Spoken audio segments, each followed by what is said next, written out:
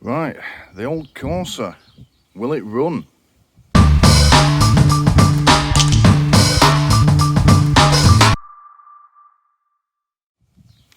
Now, I thought I'd have a bit of a go with this one today. This is my old 1999 Corsa Sport. It's the 1400 16 valve engine. It is, well, it'll be 23 years old this year, will this car. I have had it, this is probably the longest I've ever owned a car. Well, by some way as well. I've had this at least 10 years now. And yeah, you can see it's an old Corsa B. It's one of the later models. They stopped making these in sort of 2000. I bought this in 2012, I think. Yeah, I'm going to say 2012. And it was my everyday car / project car for a number of years. And it got to the point where it was increasingly needing more repairs. I know, Bella, we're outside, aren't we? And about 5 years ago, I parked it up on the drive after the MOT had run out, and I've done pretty much fuck all with it since. It's sat here all that time, sort of becoming an increasingly sorry state for itself. You can see if we look down the side of the car here, it's got moss growing on it.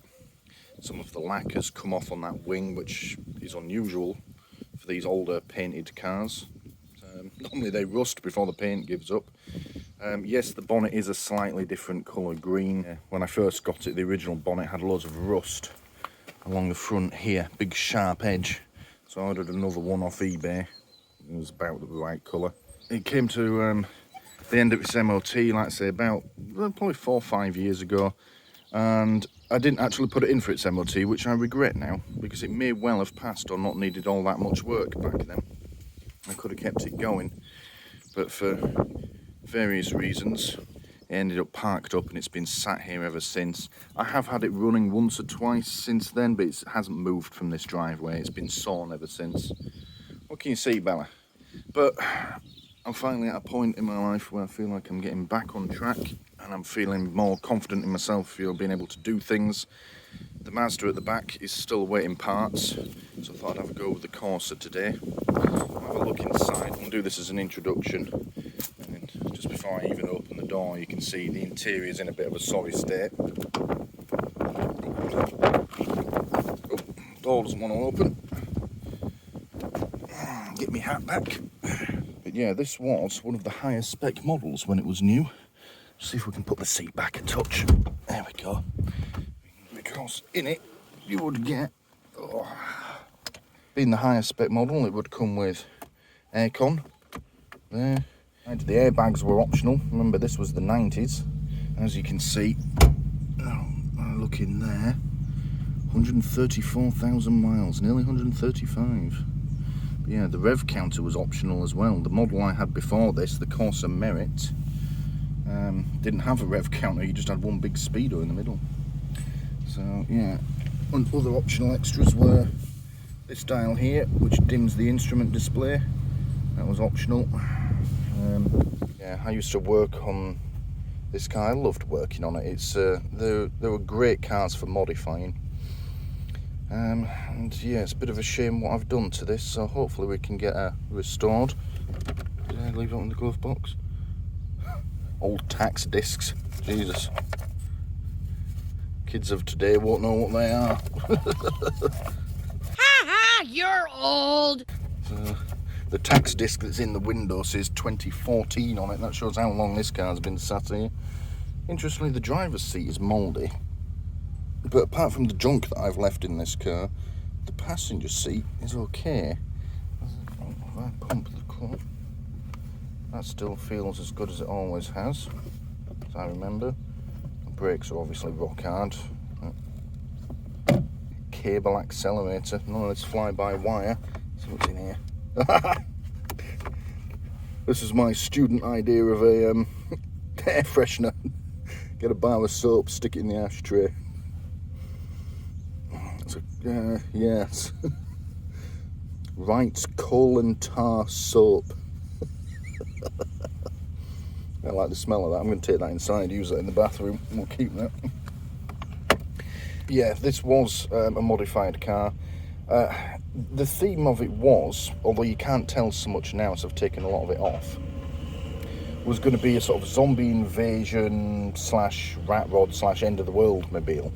This was, I started about, well, a few years before Mighty Car Mods did their Mod Max series.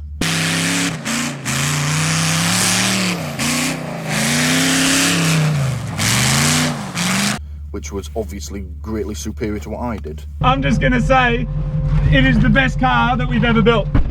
Seriously, it is just incredible. And now everyone thinks that I copied them. But I didn't, I was doing it first, you fuckers. So, anyway, let's go have a look around the back.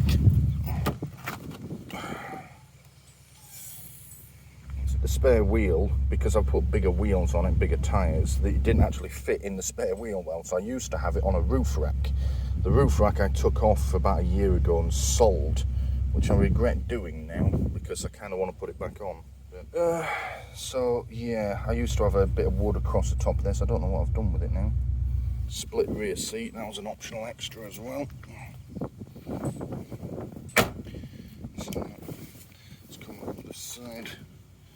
Oh, so now this side is locked. Interesting.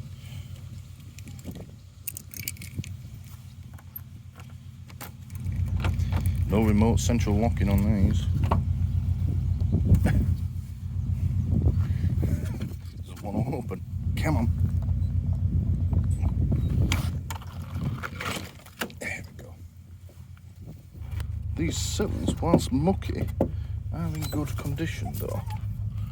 I was worried that there'd be like rust in here and such like. This is what stopped me working on this car, stopped me using it all those years ago, was the rust. You know, 90s cars, obviously you have to keep on top of the rust. If I can get underneath this, we might be able to see what I mean. Right, you're going to have to get out of the way, Bella. You can see under there, around the sills. Oh, get off my face, Bella. It's not good. But the rest of the underbody, that doesn't look half bad. We're going to have to get it up on some ramps or some axle stands and see what it looks like.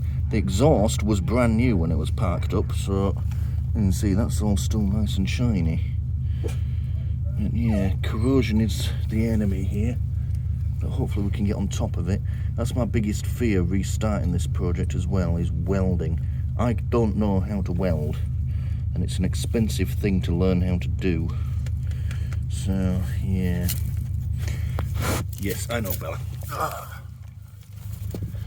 But for today, what we're going to do is see if she'll run. I am 99% sure the battery on it is going to be defect. As in, it will need a new one. But if I can get enough charge in it just to try and crank the engine over, we'll see if she'll run. I mean, we're talking about 5-year-old petrol in this, and an engine that hasn't turned over. Christ knows what that's done to all the starter motor and everything, but or even if the immobiliser will still be programmed. These did have an electronic immobiliser on them. If that's not programmed, we might be fucked, because I don't have the equipment to do that.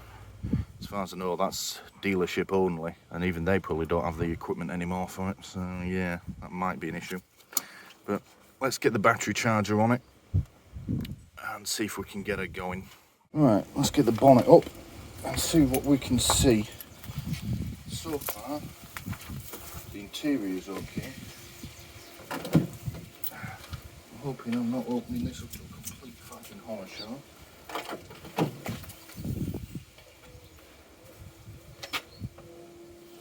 Let's see, there's still oil in the old gal. And there still looks to be oil in there.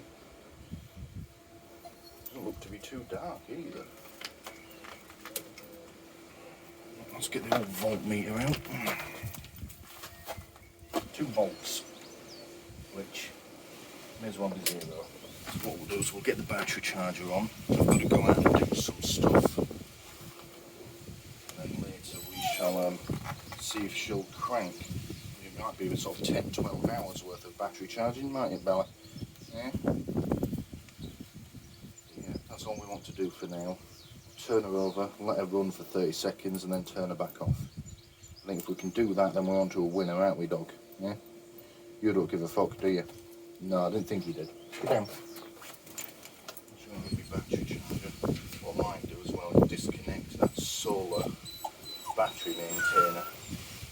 I don't know what connecting a charger to another charger is going to do. So spanners quickly and we'll undo this battery maintainer. The rest of it can just fucking stay on there.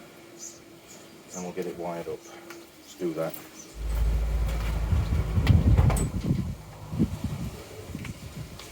Of course it's a 10mm.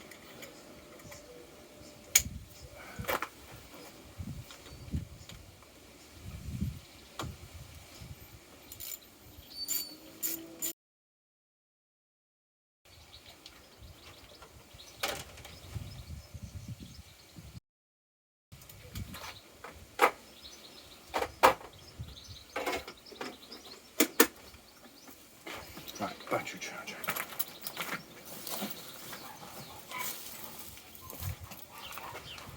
Here's a top tip. If you have one of these cassette reels, extension cables, every time you use it, pull it all the way out. The reason being is, whenever you pass electricity through, well, any sort of circuit, you know, wires, it generates heat. Now, most of the time, you don't notice that heat because a well-designed appliance will have wire designed to handle the amount of current that you're going to be putting through it, and then some. You know, like when you run the Hoover, that might be using a lot of power, but it will have a big thick wire designed to handle it. But there will still be an amount of heat. Now, normally, that heat is just dissipated into the air, into the atmosphere. However, when you reel it up and get all that wire together, they can't dissipate the heat very well, and it will get very, very hot very quickly. Now, I'm only running a battery charger, so I probably could leave this spooled up, and chances are nothing would happen. But it's best practice just to unspool them all completely, because it doesn't take much. I mean, if you were, say, decorating, you had like a single halogen floodlight sat on one of these, and you haven't unspooled it, you could well burn your whole fucking house down. I've seen it done before. So yeah, best practice, always unspool them completely, even if it's way more than you need. You can always tuck the wire out of the way, or just kick it to one side. But as long as it's unspooled, you'll be alright. In fact, I have another one of these upstairs, and it has two different ratings, amperage ratings, one for spooled and one for unspooled. And yeah, it's like a quarter, so, but I still unspool it completely, even if I'm running small things, like I was testing a USB splitter the other day, and I still unspooled it fully. It's just the thing to do. So, we'll plug this end into the outside socket. Tell you what, if you're looking to buy a house and it has an outdoor socket, fucking buy it. Oh, godsend.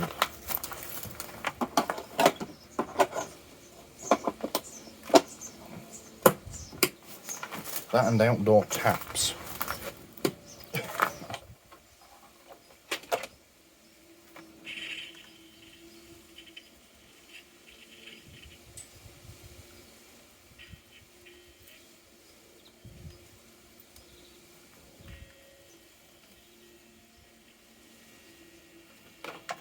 Something's buzzing.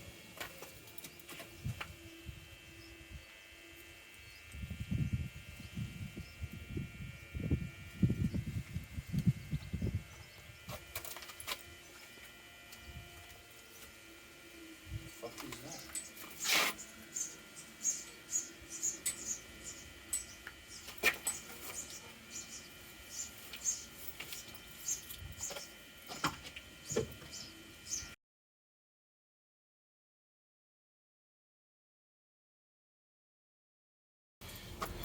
Interesting.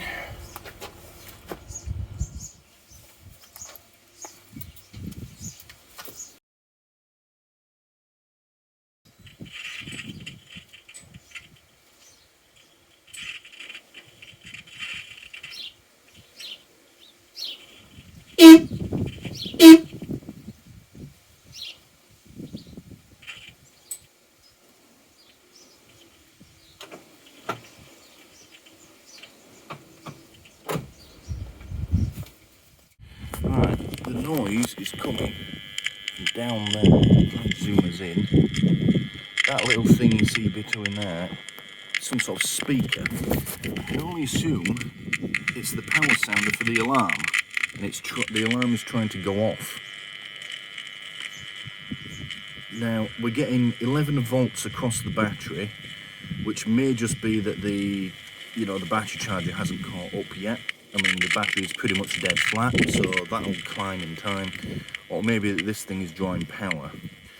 It's not the horn, because the horn now works now that we're getting power through the system, albeit not very well. But yeah, and it may sound like electrical buzzing, but if you listen carefully, it's definitely just speaker buzz. So I think the alarm is trying to go off. I'm just going to go quickly dig out the manual. Yeah, I'm just going to go quickly dig out the manual, double check that it is what I think it is. If it is, I'm just going to unplug it, because I don't need the fucking alarm to work on this car. So yeah, let's go do that. Right, so it's been a couple of hours on charge, but the noise has stopped on its own, which is good. It seemed to, when it first started, I seemed to be able to stop it by turning the ignition on. Then that stopped working, and it seemed to be getting louder as we gained charge in the battery. Then it seemed to get quieter. I've sort of left it for a couple of hours and it's now charging, and we are now showing 13 volts across the battery. Whilst it was making the noise, it seemed to be fluctuating between 10 and 11 volts, but it seems to have stopped now. Fuck knows why. It's nothing I did. I went and checked my list of fuses, and it said, oh, the fuse for the system is in the junction box in the engine bay, which is that thing. Except when I pulled the cover off, there's no fuses in there, only relays, and none of them are labelled. And it said the relay for the alarm system was in the box under the dashboard. And when I pulled the cover off that, the relay that was supposed to be there isn't there. So quite clearly my wiring diagrams and list of fuses and relays is way out of date. So yeah, there's that. But it's stopped on its own now, so I can only assume that being on such low power, because that solar panel is still putting out a bit of charge, but not very much, but it's clearly just been on such low power for such a long time that, yeah, it was trying to go off. Maybe it started trying to go off fucking months, even years ago. And then I've introduced a bit of power to it and it's got some life in it. But yeah, it's clearly sorted itself out now and decided it doesn't want to go off, which is fine by me. And yeah, whatever the load was, it's clearly gone now, and we're showing 13 volts across the battery, which is good. I'm going to take the charger off in a minute and see what the voltage drops to. Yeah, you never know, we might get away with it, might not need a new battery. Stranger things have happened. I'm just going to quickly nip inside, and we're going to put the key in the ignition and see how things work inside. Oh. Right, well, I'm not going to crank it with the battery charger on, so it'll just blow the fuse on the battery charger. But there is one positive. The engine management light is on constant, which is good. If there was an immobiliser fault, which is what I was afraid of, that would be flashing. It flashes when it can't read the one in the key. I have a dummy key here, which I can demonstrate with. See? It flashes because there's no chip in this key. If I put the genuine key in, it's on constant because it's reading the immobiliser, recognising it and allowing the engine to start. Operating anything does cause the dashboard to do funny things. Also, the fuel tank is reading stone dead empty. Either that or the gauge is fecked. But it's looking positive. The noise has stopped, so we're going to whip the charger off and just check the voltage on the battery and see what it's doing. May even give it a quick crank and see what it does. Let's give it a go. So quickly whipped the battery charger off, checked the voltage on it, and it had, by the time I'd unhooked the battery charger and turned my voltmeter on, it had dropped down to 10.8, and then within sort of 30 seconds it was falling pretty rapidly. It got down to about 10.6. When you take a battery off, you do immediately lose some voltage and it will sort of settle at a certain amount, but it's clearly nowhere near enough to try and start the car yet, so we'll leave it another few hours and see where we are. As soon as I put the battery charger back on, it was straight back up to 13 plus, which is what we like. So we'll leave it a bit longer and see how it does.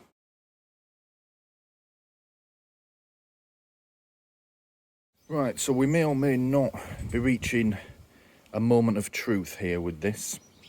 It's been on charge pretty much all day. I can't remember what time I started with this. I think it was about 10, 11 o'clock in the morning. It's now getting on for 7 o'clock at night and we're starting to lose the light. I haven't tried to crank it yet. I did think about trying to start it with the battery charger on there, but I've done that before with other cars and all it does is just blow the fuse on the battery charger.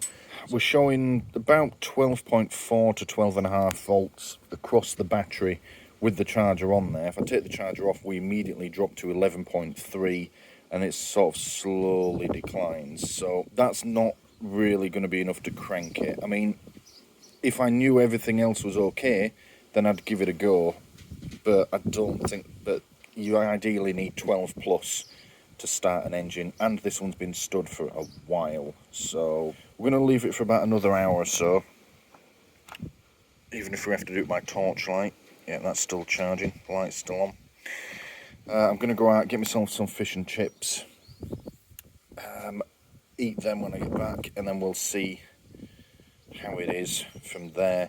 If it isn't fully charged, I'm not going to try.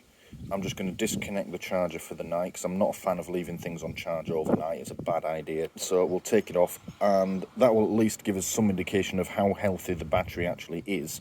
If in the morning it's completely dead flat again, then we know the battery's fecked and I need to stop trying to charge it and get myself a new one, or at least a second-hand one that's good.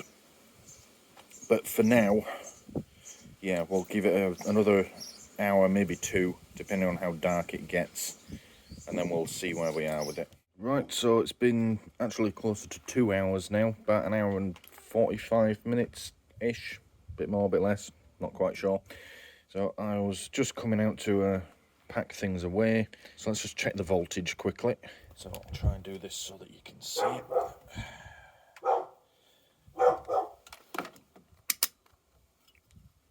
Right, so with the charger on, 12.3. Now I would hope that would be higher with an active battery charger on it. This battery is a bit too big for this charger, but still. Let's unplug that. Take those off of there. And we're on 11.4. So what we'll do is we'll leave that overnight. We shall check again in the morning, see what sort of voltage we're on. If that drops to, you know, like 10 or the high 9s, then I'll probably just keep charging it and try and get it up to where it needs to be. If it's dropped any lower than that, I think it's safe to say that the battery's fecked. So, yeah. So, as for the question of will it run, not yet, but possibly. Just quickly, as I'm packing up, let me quickly show you this. So, the little solar panel battery maintainer that I said was on the dashboard and didn't seem to be doing very much. Well, I just thought I'd check, see if that's still putting out any power. Now, it's pretty dark here, so I wasn't expecting it to work that well at all.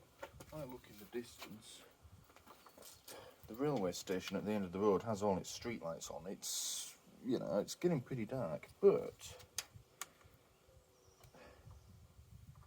it seems to sort of pulse, but it's still putting out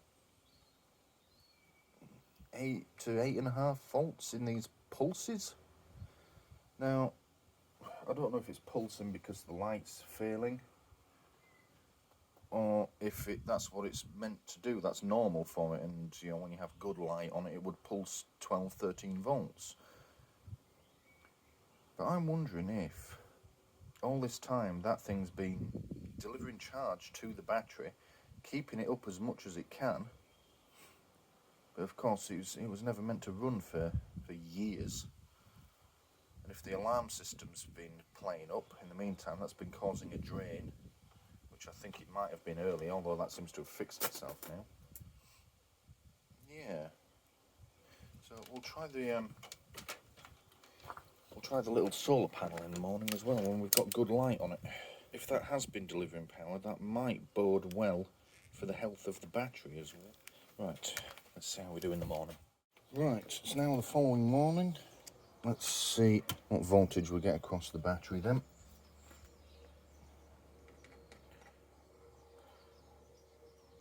That's quite positive.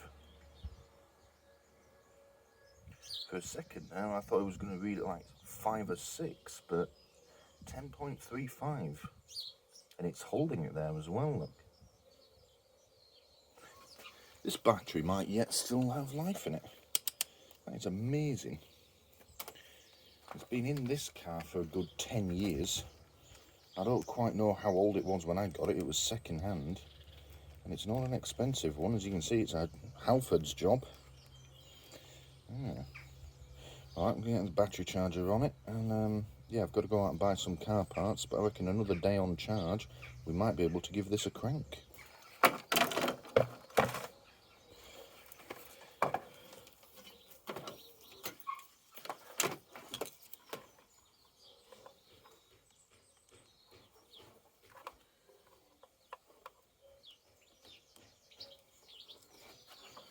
So that's now building up to about 12.5. That'll probably start to climb anyway. Like I said yesterday, this battery's probably just a bit too much for this charger. It's only a small charger. It says on it up to 1200cc. Clearly they're guesstimating the size of battery that you would have for it, but it'll do the job. It's done it before. I'll tell you what I will do quickly. Just see what voltage I'm getting out of that, out of the solar panel.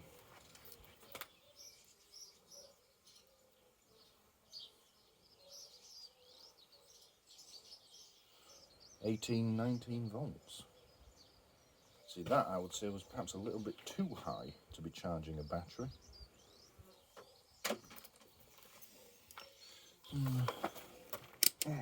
Alright. Off out to buy some car parts and we'll see what this is looking like when I get back. Right, okay. Once again, we're in the situation where we're losing the light. It's getting on for 9 o'clock at night. Let's check this. Now, let's see, can you see that from there? Fucking thing. Bugger it, I'll just tell you what it is. So, with the charger on, we are getting 12.56 volts. And with the charger off, we're getting 11.89.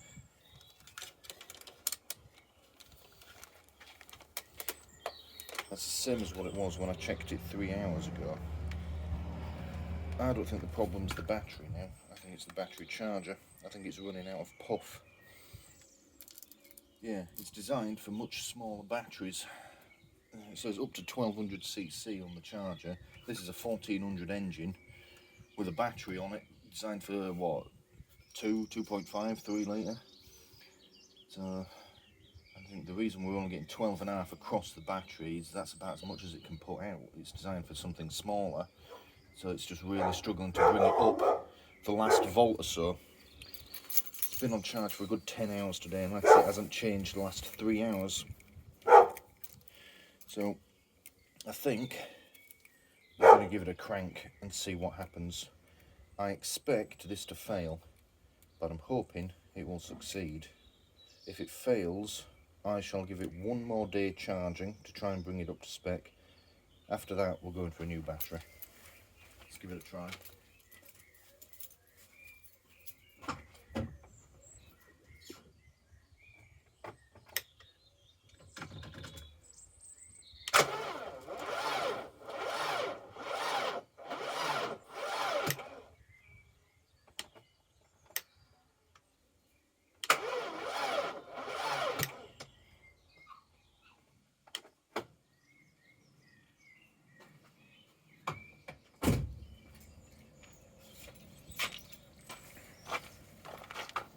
That went as expected. Complete fucking failure. Actually, not a complete failure. It did turn, just very slowly.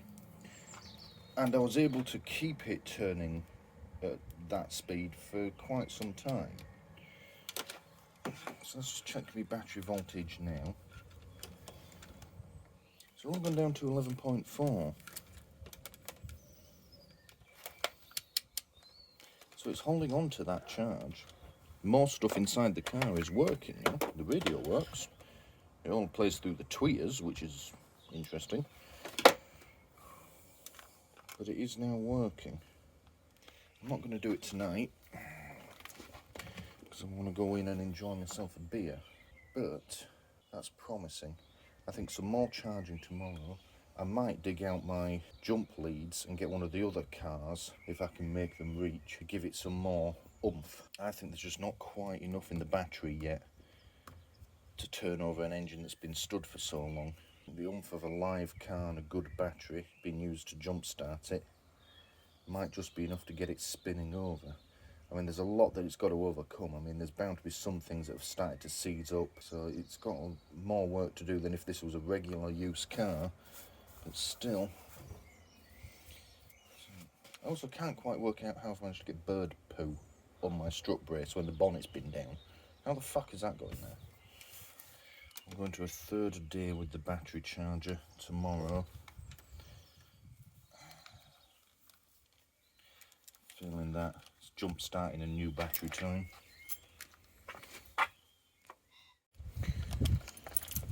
Right, so day 3, third day of trying to get this battery charged. And I think we're going to go for another crank. I'll show you what we're looking at on here. I'll position that there so you can see it. Now, if I check this now, we are showing 13 volts, 13.01. Thereabouts, which is what I would expect from a battery that's on charge. And if we say take this off, down something plastic, we show a good 12.4. I would have preferred to have 12.5, but it doesn't look like we're going to get that today or right now. But that's a whole volt higher than when we tried it yesterday. So we're going to go for a crank and see what we can get out of it. One other thing that I did notice, I just checked this a minute ago, and as I took the clip off, the positive one, as I have been doing, I dropped it, pure accident, and it touched this metal bracket here, and there were fucking sparks everywhere, which is A, a great way to give yourself brown trousers, and B, something of a good sign that we do have electricity. So I'm just going to unplug the charger. So let's go for a crank, hoping for something more positive this time. Let's see what happens.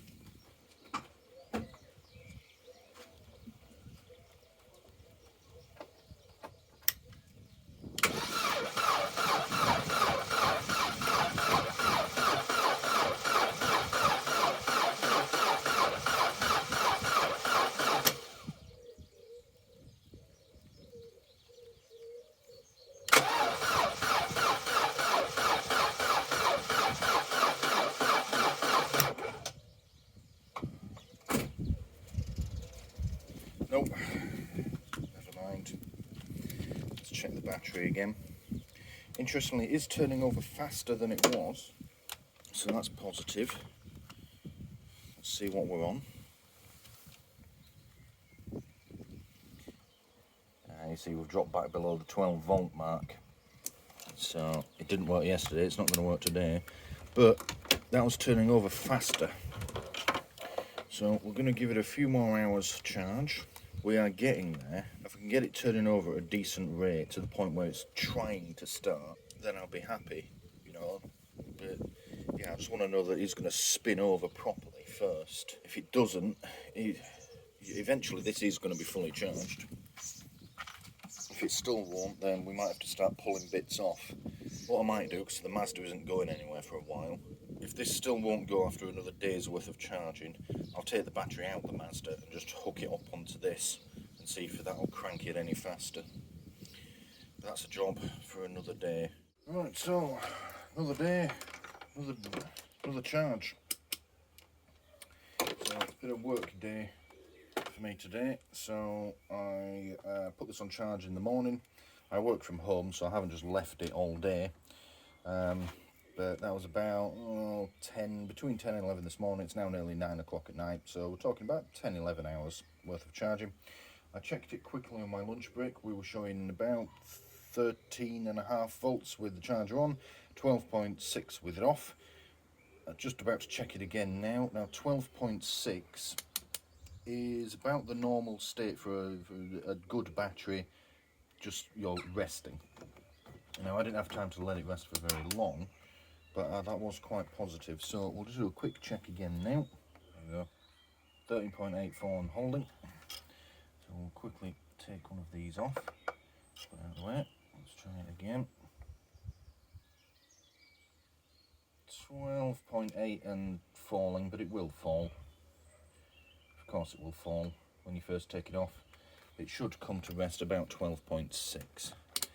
Once again, it's getting late, we're losing the light. So before it drops too far, both the sun and the battery, let's give it a crack, shall we? I think it's going to turn over slightly faster than last time, but not start. But I'll still take that as progress. Let's give it a go.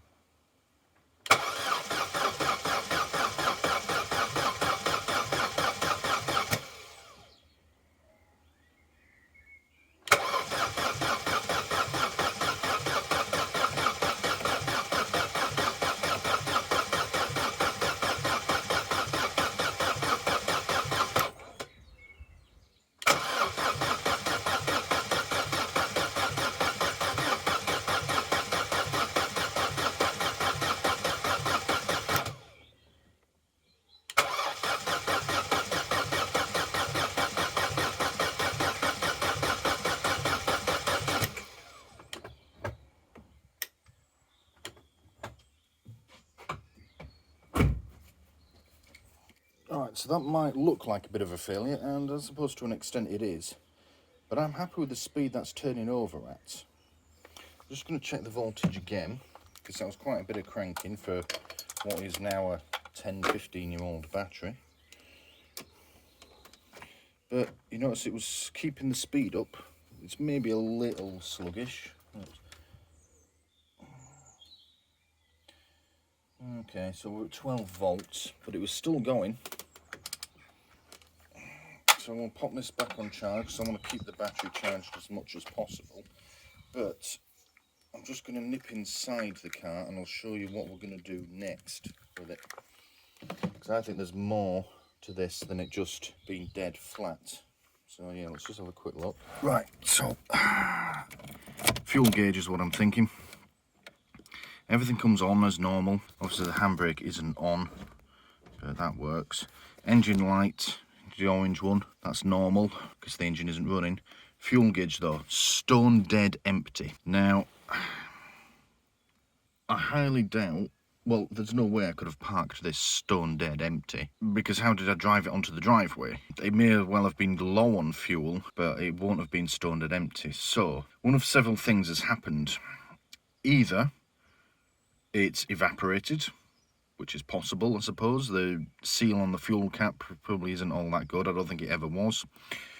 In which case, you know, over the years that it's sat here, little bits of vapour will have got out, and anything that is left in the tank is probably just thick, horrible sludge that the engine can't run on. Or it's leaked out, which is worrying, because that could be expensive to fix.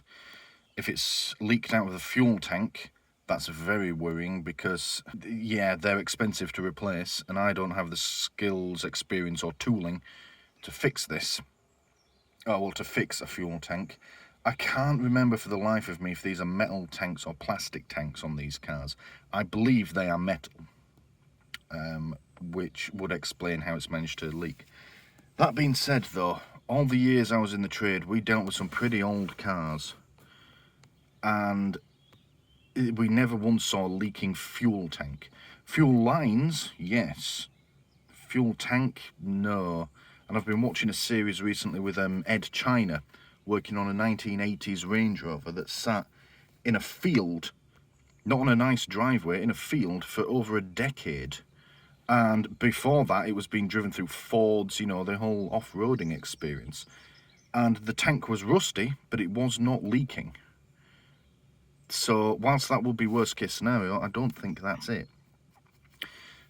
If it is a leak, I think it's going to have come out of one of the fuel lines, which is less severe, cheaper and easier to fix, but they have then got to try and find the fucking leak.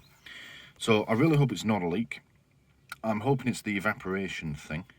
But I think the next stage is we are going to have to get a look in the tank, see what it's like. And the way we're going to do that is like this. So the seat goes forward, and then this seat pulls up, and we'll have to pull this carpet out, but under there, yeah, see, it's all pinned in all the way along here.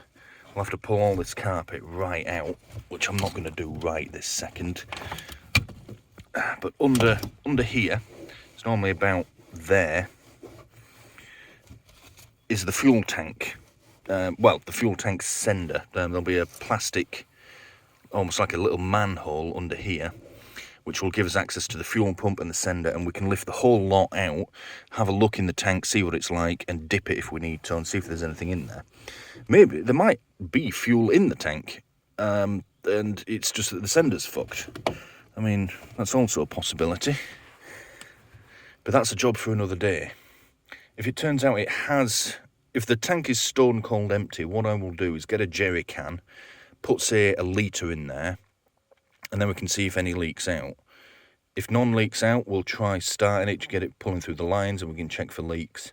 I mean, yeah, it's not ideal checking for leaks with a flammable liquid, but what the fuck else are we going to do? It's a fuel tank. So I'll put that down for now. Push this back. I mean, obviously, before I do that, hey, look, my green neons still work in the footwell. Forgot about those. Look at that, ain't that cool? This was a cool car once over.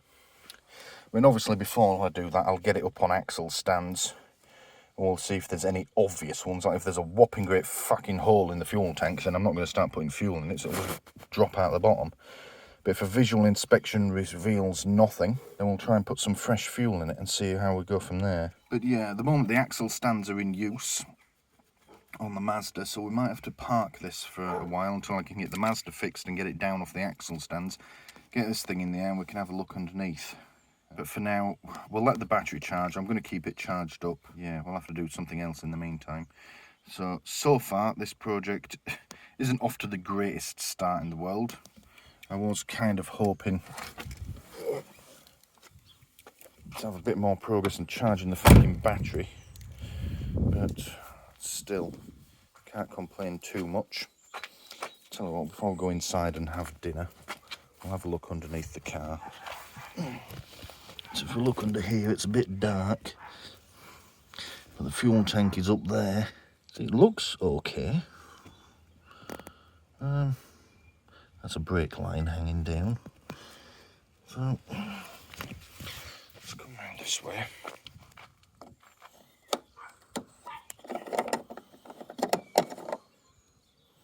See, there's a bit of a rubber seal on there, but it's not a very good one. Let's have a sniff.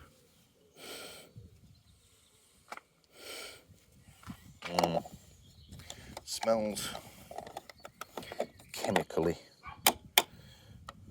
It's not a normal petrol smell. Right, well, it's not going to be today, and it probably won't be tomorrow because I'm working. Wednesday, my other half is back from a 2-month trip to Poland, so I won't be working on it Wednesday because we'll be shagging all day probably. Giggity, giggity, giggity. So it's probably going to be towards the end of the week now. In a few seconds, the next bit of the video, I'm not going to do a part 2 on charging a fucking battery, but in a few seconds the next bit will be putting fresh fuel in and or checking tanks, and yeah, we'll be having a look at the fuel system before we go any further, but I'll keep the battery charged in the meantime. Right, well, I did a bit of a silly thing last night. Yeah, at the last section of video, I said, oh, you know, we'll leave it on for another couple of hours, go and have some grub. I sat down and watched telly, fell asleep on the sofa, and then woke up this morning and realised I'd left the battery charger on all night, which, yeah, I don't normally do, but never mind. I also went and left my fucking tripod out here as well. Been here all night. Fortunately, I live in the arsehole of nowhere, so it's not the end of the world. It is, today, a fucking gorgeous day.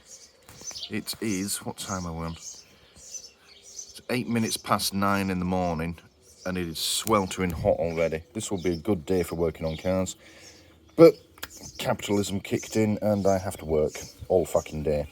Never mind. But one good thing from leaving it on overnight, that is a fat pigeon. Look at that fucking pigeon. Oh, it's gone. I think we've made progress. If I show you on here, I don't know why the red one's blinking. But it's now showing green, fully charged. So, yeah. Let's check some voltages, and we're going to go for a fully charged crank. I still don't think it's going to start. I still think we need to work on the fuel system, but we'll see how well it's turning over at least. Let's give that a go. And with that in place, let's go with what we've got across the battery. 14.45, which is actually a little high. So let's take this off. Let's try again.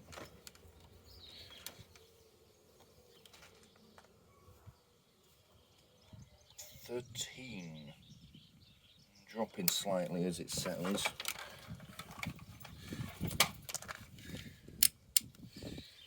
Let's give it a go.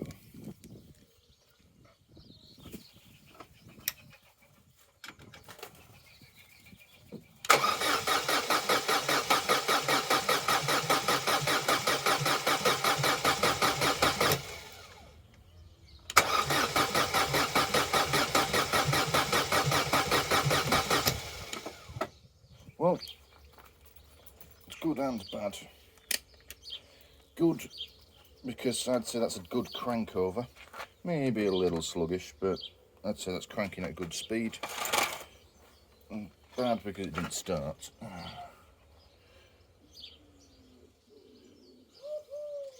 Battery's back down to 12.2. See, I think it just needs a live fucking alternator. But it's cranking well. Leave this for now. I'm not going to bother putting the battery charger back on for now. Yeah, when we next get a chance, which is probably going to be at the weekend, it's Tuesday at the moment, we'll start attacking that fuel system. Alright, I'm sat here on my laptop doing the edit of this video now. Can't believe how fucking long it is. Yeah, as I sit here now, it's coming up to 50 minutes. Fucking hell, I didn't realise I'd recorded so much of this. I know I said in the video that you've just been watching, hopefully someone's watching anyway, that I wasn't going to do a two-parter of this first bit. Unfortunately, however, I didn't realise it was going to take me quite so long. So we'll call this it. We'll call this the end of part 1. I'm not going to make you wait ages for part 2. What I'll do is I'll do all the recording I want to do, make my videos, and then I'll release them in one go. Or, well, I won't. I'll schedule them like your daily or something like that. You know, you're not having it all in one. It's not fucking Netflix. So, yeah, that's what I'm going to do. So, yeah, I know I said I wouldn't do a two-parter, but it's now a two-parter. But it's my video, so sue me. So, yeah, next video is going to be attacking the fuel system. I am going to get that done at some point. I'm going to stop getting distracted by other things and actually get it done. But right now, I'm going to bed. I'm tired. Anywho, see you in the next video. Thank you for watching this video on Pidini doing stuff and filming it. Please don't forget to press the big button here in the middle to subscribe if you haven't already done so. If you liked what you just saw, please click the like button below and leave a comment letting me know what you liked about it. And as always, thank you for watching.